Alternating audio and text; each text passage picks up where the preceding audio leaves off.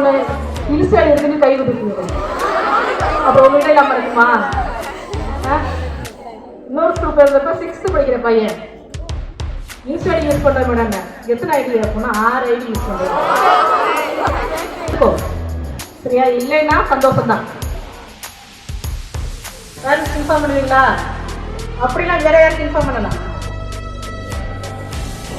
டீச்சர்ஸ்க்கு inform பண்ணு. அப்படி இல்லைன்னா எங்களுக்கு இன்ஃபார்ம் பண்ணு.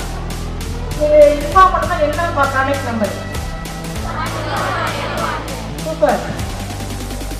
10 கிளாஸ் பண்ணிக்கோ. நல்லா கிளாஸ் பண்ண. எப்படி தெரியும்? சொன்னாங்களா? இதுக்கு முன்னாடி தெரியாதா? தெரியுமா? சரி.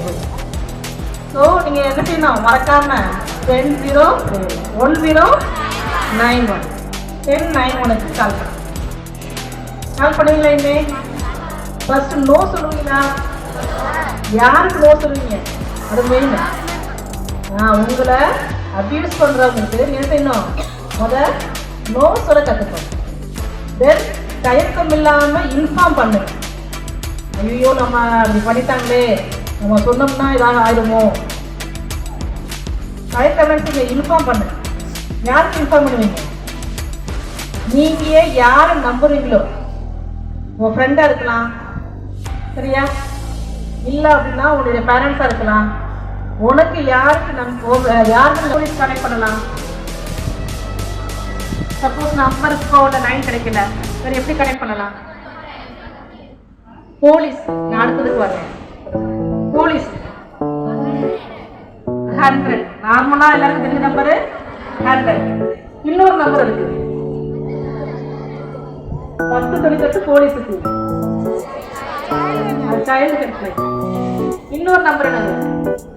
11281. அதை பற்றி அடுத்து ஒரு சார் பேசுவார்.